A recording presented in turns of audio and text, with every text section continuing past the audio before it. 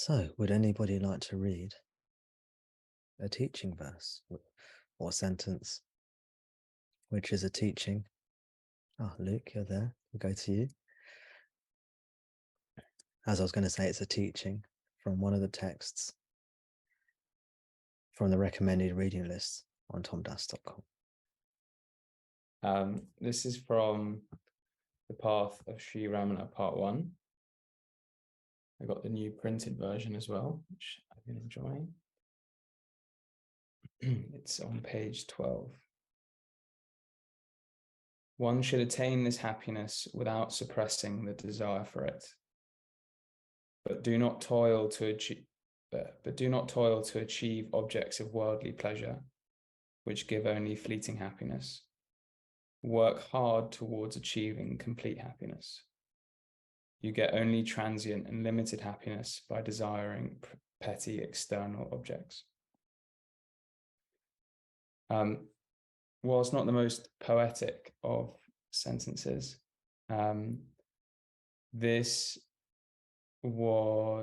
appealed to me and resonated with me because I think a couple of months ago we talked about, I said that I'd been losing some interest in my work, and then you gave me some quite good paternal advice of thinking about your pension and planning for the worst and hoping for the best, which I took on board, and it helped a lot. It sort of stabilized my desire and motivation for work, so I appreciate that. If anything, now it's gone slightly the other way, where now my work, whilst I do a good amount of self-inquiry every day, both sitting and moving around,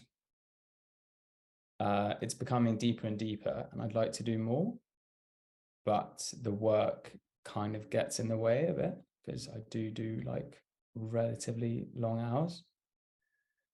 So whilst I'm very happy doing, let's say, a normal day's work, 8 hours of work, let's say, sometimes the business requires me to do a bit more than that, or quite often.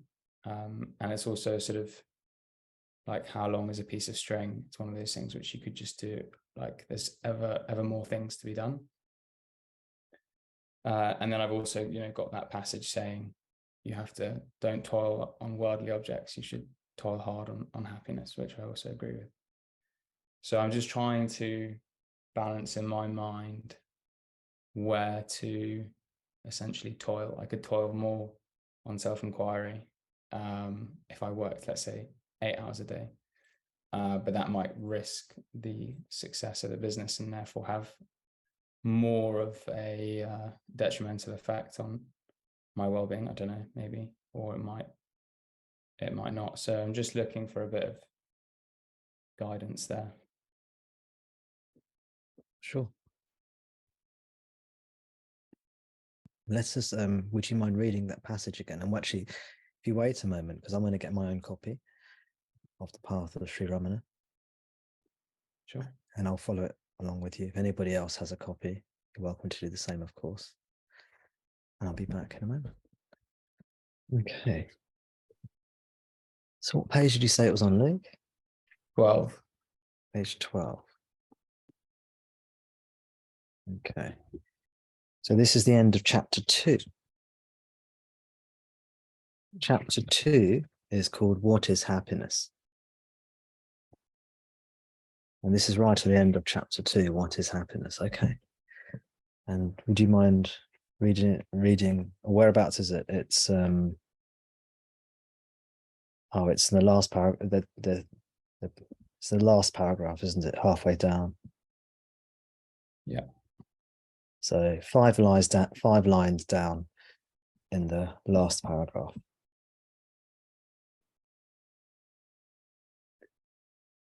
One should attain this happiness without suppressing the desire for it. But do not toil to achieve objects of worldly pleasure, which give only fleeting happiness. Work hard towards achieving complete happiness. You get only transient and limited happiness by desiring petty external objects. And sorry, you ended on when it says you get only transient and limited happiness by desiring petty external objects. Is that where you stopped? Yeah. Yeah. And just to read on, I'll read on.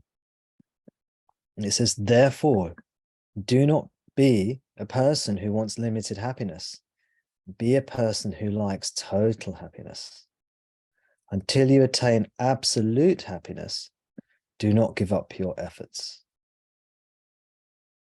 Know the way to experience always and uninterruptedly that happiness, ananda, which is you, and which exists, sat, and shines, chit, within you as your real nature. This indeed is the supreme goal, Purushartha, and the very purpose for which you were born. So, do not suppress your desire for happiness. This desire for happiness is the desire for liberation. It will necessarily continue until you find what you are looking for. You are like somebody who's hungry, maybe even starving. You're looking for food. You hear that when you are full of food, when you've eaten, your belly is full. You've heard that in that state is metaphorically represents liberation. In that state, you have no more desire for food. Yeah, you're starving for food, and you've heard that in that state of satiation, when you're full, there is no more desire for food. Do not, therefore, as a starving person, try and suppress your hunger and say, let me try and be without desire for food. Instead, you must embrace your desire for food and look for food. And only when you find the food and eat it, will you be full. And then your desire for food will naturally fall away. Similarly, do not suppress your desire to be happy. This is the desire for liberation. It's only when you find the perfect happiness, the permanent truth that is yourself, perfect fullness, then naturally our desire for liberation will fall away because we will have found what we're looking for. Until then, the desire will continue.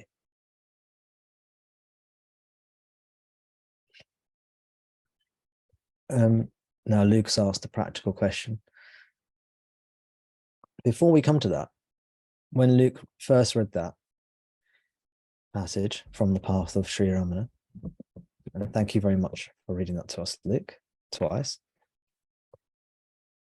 It reminded me of a teaching in the text, Who Am I? And if I can find it, I will read that to you as well. Okay, who am I? I'm reading the version in the collected works here. Collected works of Bhagavan Sri Ramana Maharshi. And in this version, I'm going to read to you question 24 and the answer to question 24, or part of it. Question 24. What is happiness? That's the question. What is happiness? Question 24. What is happiness? Happiness, here's the answer. Happiness is the very nature of the self. Happiness and the self are not different. And then the next sentence is the sentence I thought of when I heard Luke read to us before. This is the sentence I wanted to share with you. It's you can miss it. It's very easy to miss this sentence, but it's a very dramatic sentence. It's a very hard-hitting sentence if you listen. If you don't listen, you'll miss it. It goes, I'll read the first two sentences and then we'll finish off in that third sentence. Happiness is the very nature of the self. Happiness and the self are not different. And then here's a sentence. There is no happiness in any object of the world.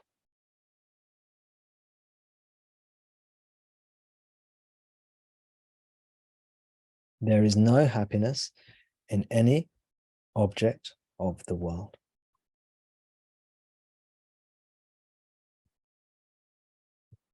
Bhagavan carries on.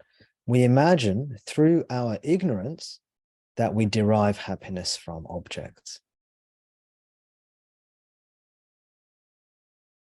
When the mind goes out, and earlier in the text, he's explained what mind goes out means. He's explained earlier in the text that mind goes out means whenever the mind interacts with objective phenomena, gross or subtle. Why does he say that? Well, in the answer to question 8, he says, when the mind comes out of the self, the world appears. Therefore, when the world appears, the self does not appear. The self is happiness, yeah? In question, that was the answer to question 8. In the answer to question 24, he says, when the mind, he goes, we imagine through our ignorance that we derive happiness from objects. When the mind goes out, it experiences misery. And then there's a whole series of further teachings on this.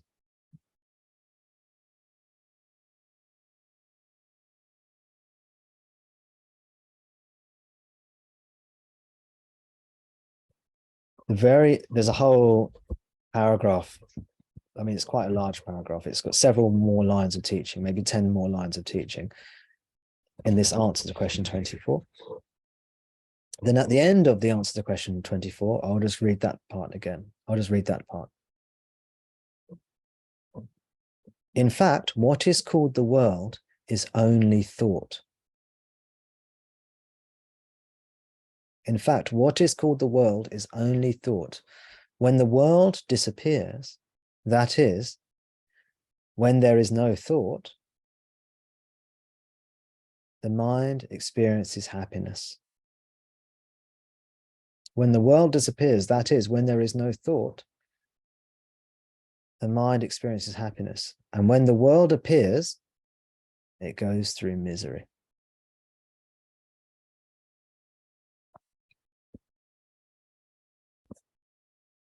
Now, these teachings I've read to you from the answer to question 24 and partially from the answer to question 8.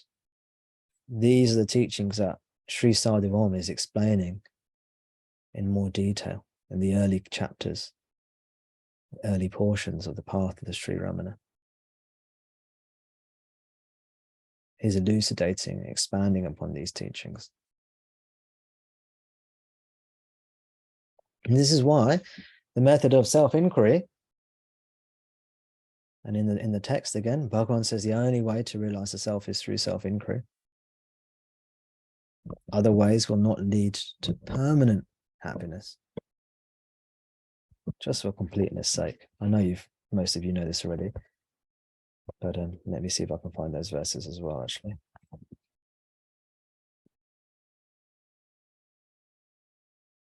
Question 12.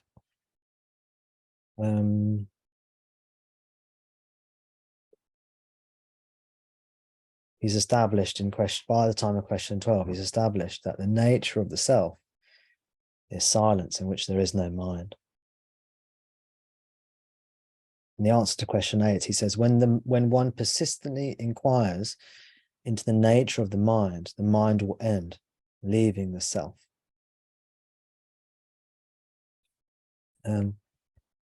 But in answer to question 12 is, are there no other means for making the mind quiescent? Because in the previous question, question 11, Bhagavan has explained that self-inquiry is the way to quieten the mind, to realize the self. And question 12 is, are there no other means for making the mind quiescent? Which means, are there no other means to attain liberation? And in his answer, Bhagavan says, other than inquiry, there are no adequate means.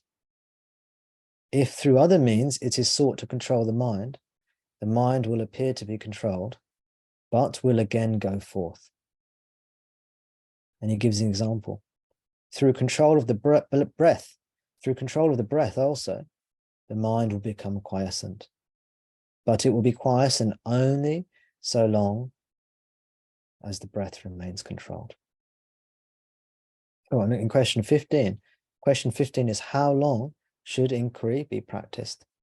And the answer is, as long as there are impressions of objects in the mind, so long the inquiry, who am I, is required. So this is why every time we observe a phenomena, rather than which is a thought, in Bhagavan's language, any phenomena is a thought. As whether that's a tree, a table, a feeling, a thought. Rather than following the thoughts, the feelings, the perceptions, Bhagavan says we should ask ourselves, to whom do these occur?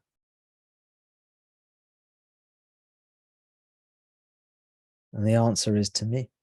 And then the second question should be posed, who am I? And then we should divert our attention towards ourselves, our being. Basically, we should just be.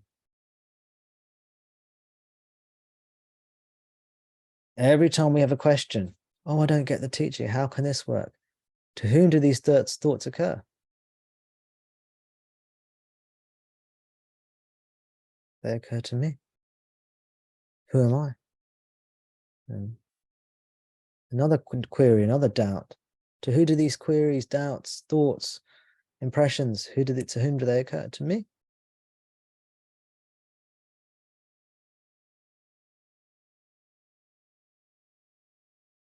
And who am I? What am I?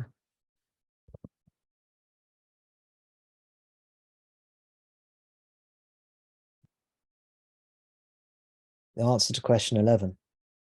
Answer to question 11 is as follows. When other thoughts arise, one should not pursue them, but should inquire, to whom do they arise?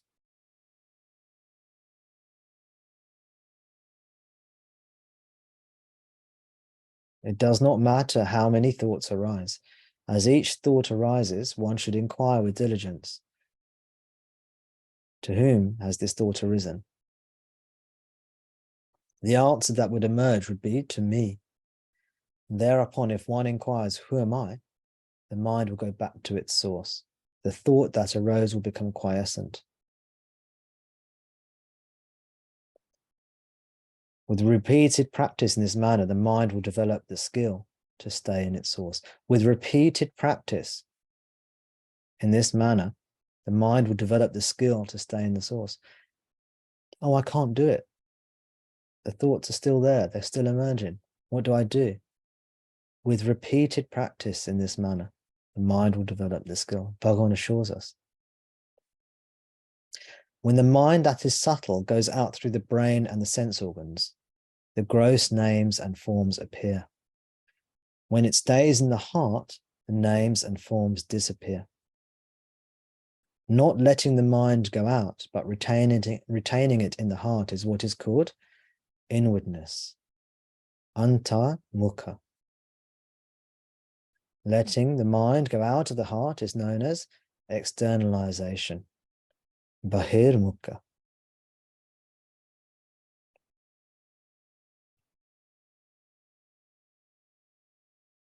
Thus, when the mind stays in the heart, the I, which is the source of all thoughts, will go. The I, which is the source of all thoughts. This must mean the ego, right? The I, which is the source of all thoughts, will go, and the self, which ever exists, will shine.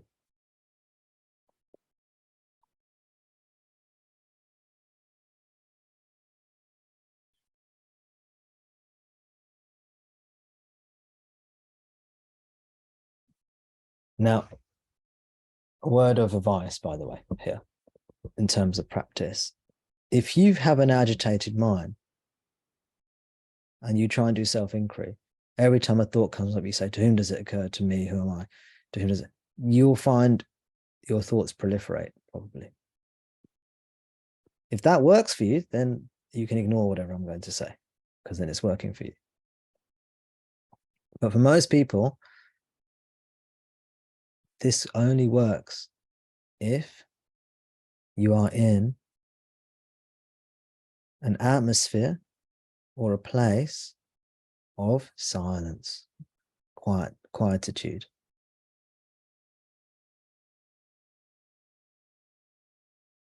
So spend 20, 30 minutes allowing the mind to become still. We are householders here. Most of us, right? All of us, maybe. Householders. It means when you're like Luke and he's attending to his business, this is like a beaker of water with dirt in it. And when we're attending to the world, this beaker of water is being stirred up. And the sediment or the dirt at the bottom goes throughout the liquid water. Do you see? And you get the muddy water. And as we're attending to our daily needs as a body-mind entity, we're in constant movement and motion. And so we're like a cup of water with the dirt all being stirred up. And when we do self-inquiry, first we've just got to put that cup of water down. And through the momentum of the cup, we'll keep those thoughts and desires whirring round. But over a period of 15, 20, 30 minutes, that whirring of the water, stirring of the water, will slowly slow and settle. And the sediment or the dirt in the water will settle down. And the water will become clear. Yeah? This is quietening the mind.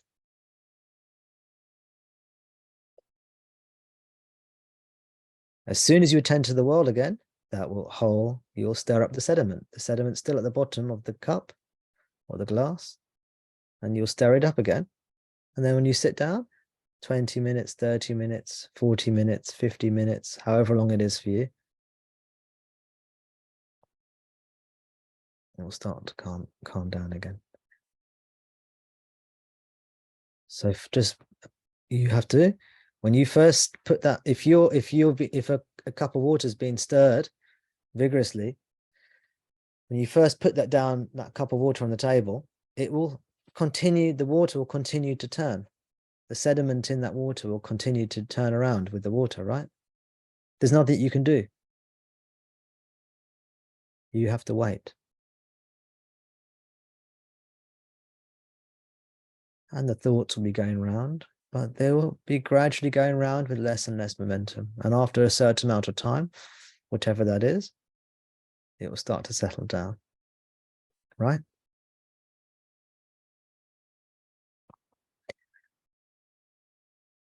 So just have to wait.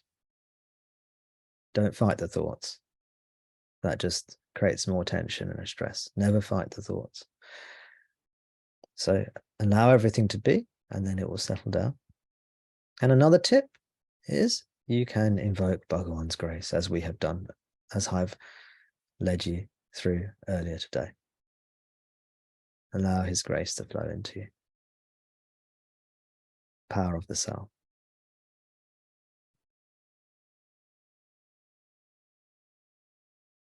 Then self-inquiry. You can do it.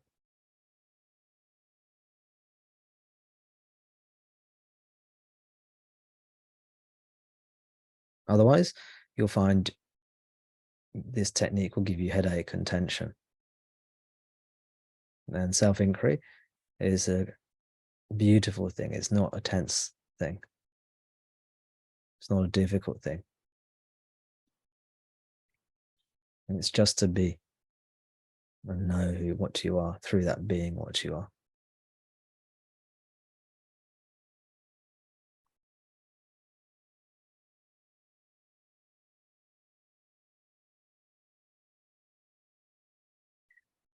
So I still haven't addressed Luke's question.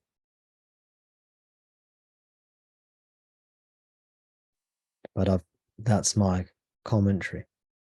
That's my response to what he read out to us. Right? He read out the teaching and the Path of Sri Ramana. This is my response to that.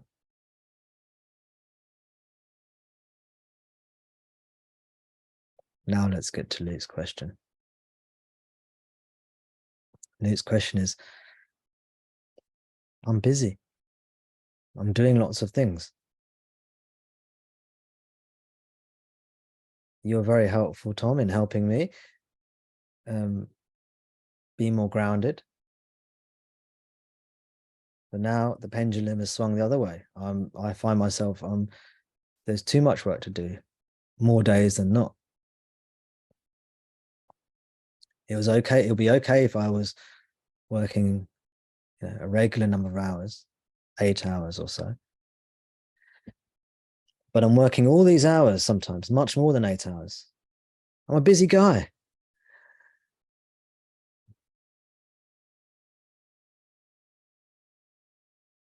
I'm a business to run. Business demands things of me. And for everyone here, business, everyone has their business, right? I had to excuse myself because I had to attend to my children. That's business in this sense, you know? Whatever it is you have to do, that's the business. That's your busyness.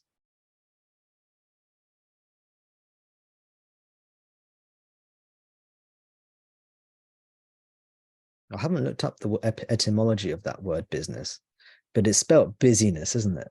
In the English language, it's literally spelt busyness.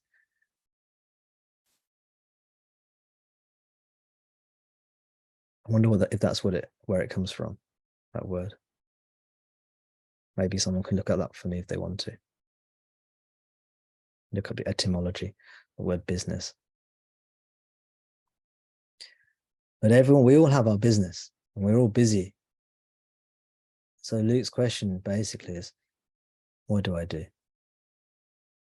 You know, if I go into my business, my work, this can consume a lot of me. I want to have time for self-inquiry.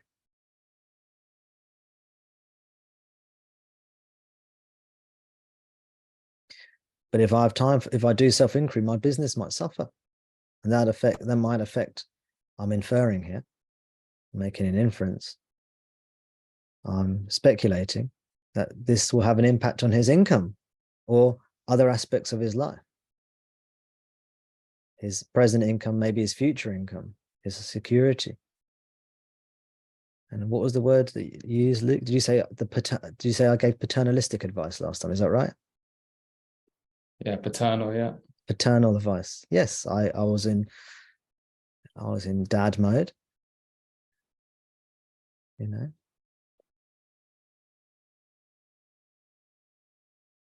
Get yourself a job and some money. Get yourself a job and some money. Then you can think about this, that. Go to your concerts or whatever you young people do.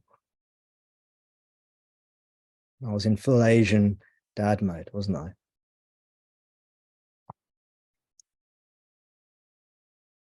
Oh, thanks, Lance. For the etymology of business. Okay. So basically, it does mean busyness.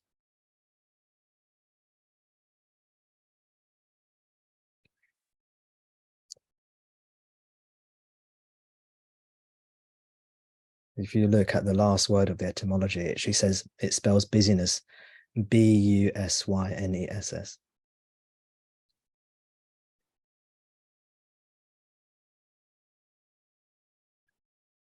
But Lance has given us a bit more detail there. But essentially, my interpretation of that is it basically means busyness. Business. Interestingly, from the Middle English, the word busy does mean what we think of as being busy. It means busy, occupied, but it also means careful, anxious, diligent. And that's that definition of careful, anxious, occupied, busy, diligent. That sounds like what you need to do to run a business successfully. You need to care about your business. If you're actually literally running a business or helping run a business, you need to be careful. You probably need to be a bit anxious about it. You need to worry about it. You need to be occupied with it, and you need to be diligent. So literally, that's a pretty good definition of busyness.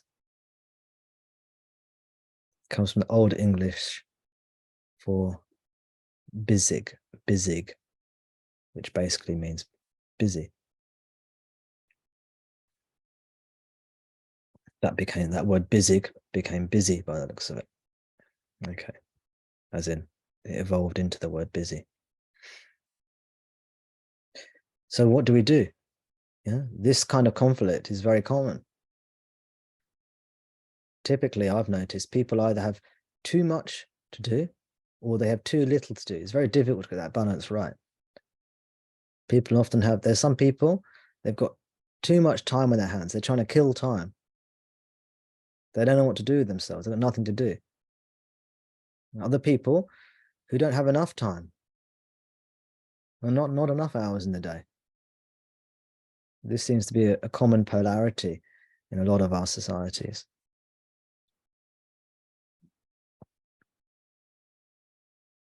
Ideally, you want the balance, right? But hey, that's not the situation Luke's saying he's in. So long term, I would strive for balance. Here's my answer now. And I'm going to go into a bit of dad mode again, I think. Maybe not quite as much as last time, but we'll see. Just to be clear, I can go into dad mode with any of you here, just to warn you. You know, Luke's one of the younger people here.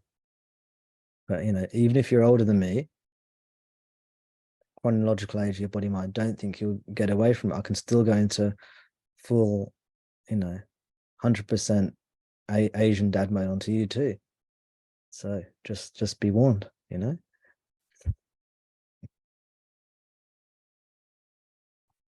I'm not being ageist to Luke, But in the long term, I would say I would strive for a work-life balance. Even if you're not interested in spirituality, I would strive for a work-life balance in the long term, because it's not healthy for the body, mind to be overly stressed all the time. They say a little bit of stress is good, because that's like healthy stimulation, healthy challenge. They say no stress is not good, because then you fester, you decay. You're not challenged, you don't grow. You atrophy, you wither, you become weak. And they say too much stress is not good, because again, it overly stresses the body. So we want to find a balance. It's good for the body, the mind to experience challenge. So long term, I would say I would recommend, and this is literally a recommendation, because it's for you to figure out this for yourself. You listen to me, all of you, by all means listen to me, but then you make the choices and you take responsibility for your choices. You don't come back and blame me. I can give you my advice, but whatever you do, your responsibility. I'm not taking responsibility for any of you guys. I'll go into Asian dad mode, but then I won't take the responsibility like a real father would. You see? I get to have my cake and eat it. I get to dish out all the advice, but then you're responsible. Seriously, you're responsible. Okay, that's the disclaimer. But I would personally, I would recommend you aim for work-life balance in the long term. So if you're setting up a business, at some point in the future, I would recommend that you envision that you're in a place where that is sustainable for you. Now, when you're starting off a business or you're building a business, it's a huge amount of work. And you have to put that in. And I recommend you do put that in if you want to. If you want to start a business or whatever your role is in the business. If you wanted to start up a business or set up a business or have a role in a startup or whatever it is, there's a lot of work involved. Now, to do that in the medium or long term might not be sustainable, right? The amount of work you have to put into setting up a business, it's a huge amount of work. Care, worry, diligence, all that stuff we saw in the etymology of the word business and busy. But that's not sustainable in the long term for most people. If it's sustainable for you, that's fine. But then the question wouldn't be arising. So I would say if you want to set up a business, see what do you want to do? What do you actually want to do? Do you want to set up a business or have you just found yourself doing this? Now, if it's something you want to do, I'd say you should do it. It's going to take hard work. Work hard. Never be afraid of hard work. Never be afraid of hard work. If you have a good attitude towards hard work, it's not that hard. I mean, at times it will be difficult, don't get me wrong. But in general, it's not that hard. Just go for it.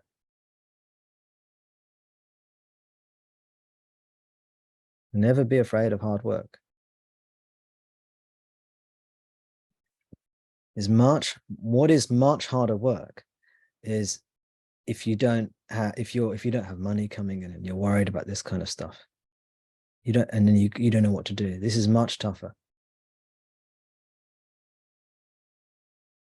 People are stressing about the bills, stressing about this, stressing about that's much tougher. Working hard is not difficult. You can just, if you have the right attitude, go for it. Work hard. 8 hours, 10 hours, whatever it is per day, go for it. If that's something you want, that's a desire. Don't be afraid of hard work. Go for it. Work hard. Don't worry about self-inquiry. Don't worry about the spiritual stuff. That's there. That's there for you. If you're at that time in your life where you're trying to form a career or trying to set something up, I mean, who knows, with businesses, you don't know if they'll succeed or fail, but you want to give it a go. You give it a go. Give it your best shot. Put everything you can into it. Yeah. If that's what you want. If that's not what you want, you still need to find a means to support yourself. So then you need to discover a means of supporting yourself that align with your personality, your aptitudes, your values, your skill set. What do you want to do?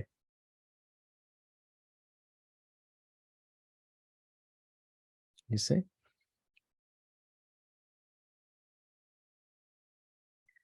Then there's another aspect. Because you are here, because you have a desire for liberation, because you have heard the teaching, because you resonate with the teaching, you don't just want material things. You may want material things. That's fine. That's not a problem. If you want material things, go for them. There's nothing wrong with that. But you don't just want material things. Why? Because you know that these material things do not really contain happiness. They contain promises of happiness, but these promises are empty. Such are the promises of the devil, of Maya. Yeah. Such are the promises of the dark side. So that's still a bit scary when I did that with my voice there. Scared myself. Oh, a sort of Darth Vader impression there. Sorry about that, everyone. Such are the promises, such as the alluring nature of these, I don't know, empty diamonds. They glitter, but when you come up close, there's nothing there. This is like the allurement of the world.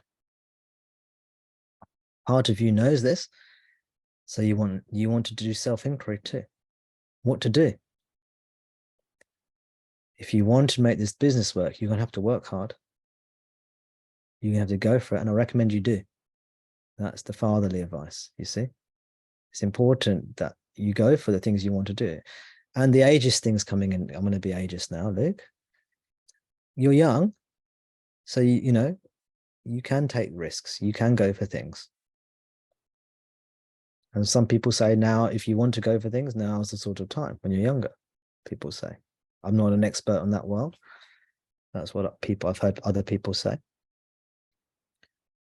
So now is the time to invest in yourself. Invest time in building something up for yourself. Get some experience. If the business succeeds, you'll get experience. You should learn.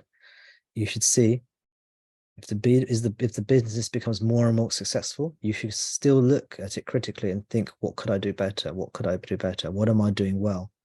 What am I doing well? What could I do better? What could I do better? Learn, learn, learn.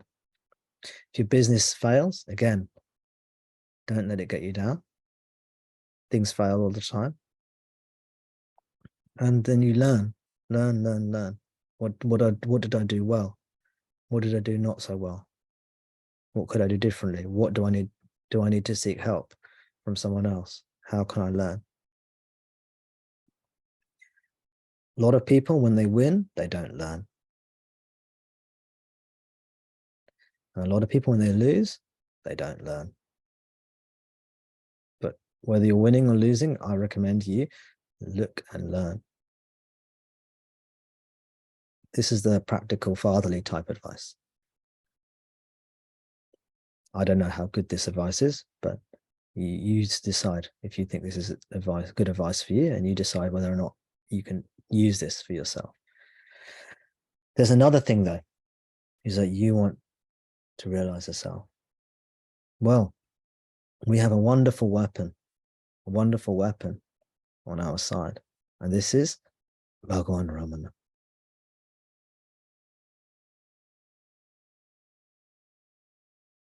We have him with us. He is always here. So he gives us whatever we want. So you just have to express your desire to him of what you want. Because you want liberation, and assuming this is correct, assuming you also want a business, you see, then he'll give you these things. If you want the business more right now, then he'll give you that. And maybe that's right, you see, because of where you are in your life. But we can always open our hearts to Bhagavan, and he will guide us. And you will find that if you really want liberation, even if you have a short amount of time, you will be able to do more than enough self-inquiry. So working 10 hours a day is not an obstacle. But you will also find that if you don't have that desire, then even if you have 10 hours free every day, you'll find you will not do self-inquiry.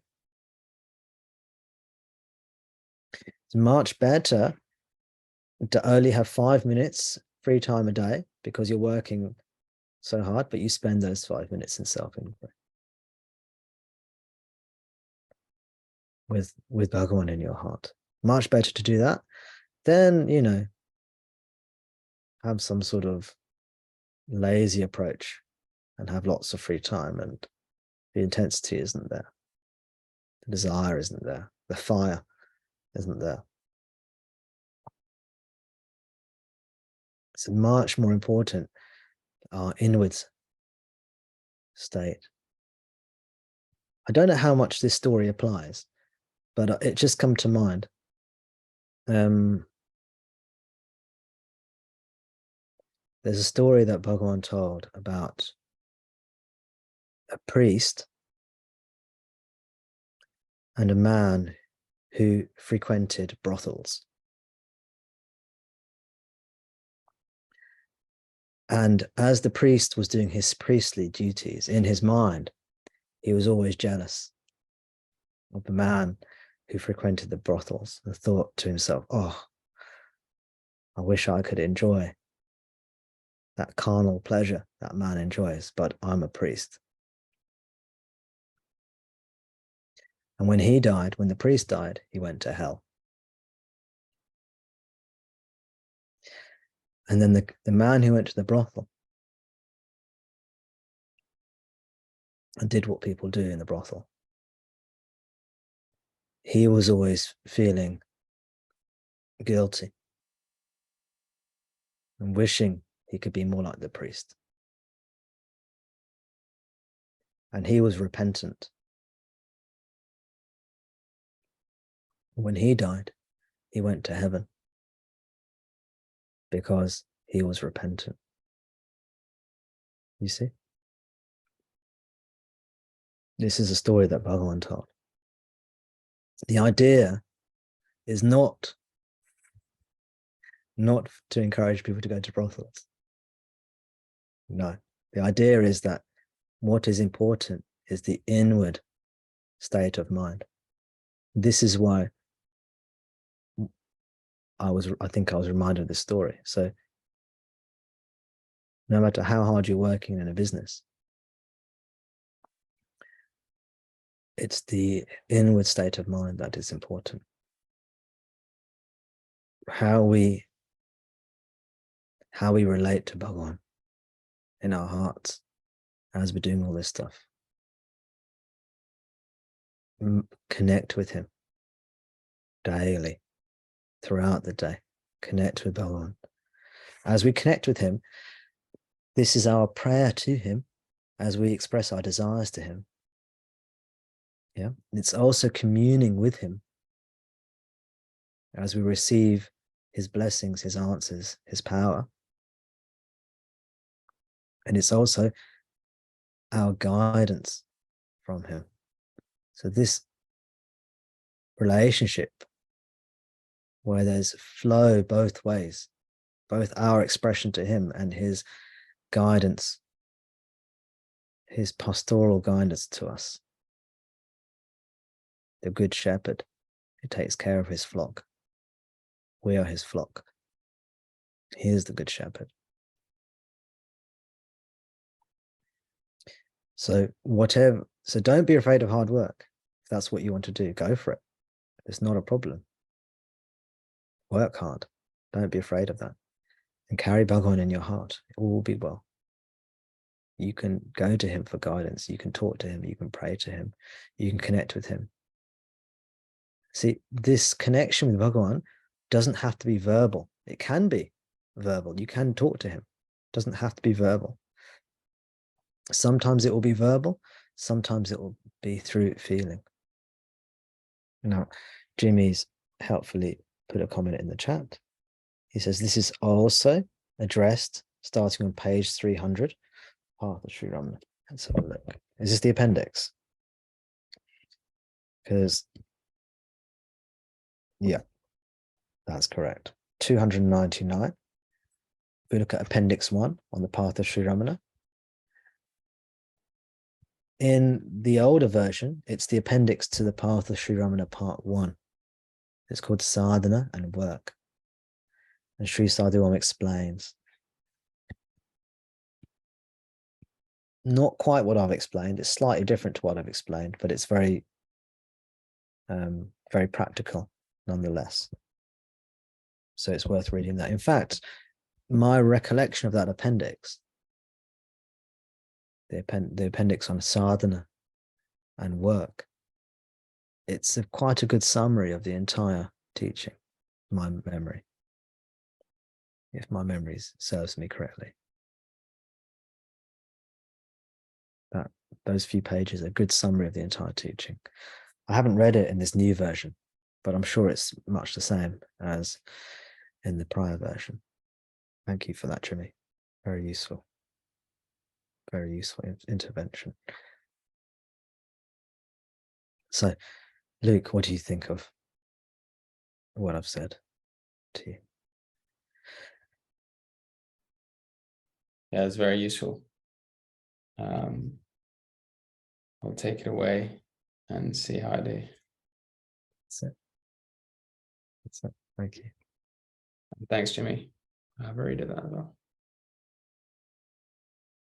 We see kind of similar exposition in the book, The Most Direct Means to Eternal Bliss by Michael Langford, where he just basically says, there are certain activities we need to do that are necessary for taking care of the body and mind, and we should do those activities. And he lists some examples: eating, drinking, showering, going to the toilet, working, looking after children. I don't know if he includes exercise, but I would include exercise. You know, very important for the body to be healthy.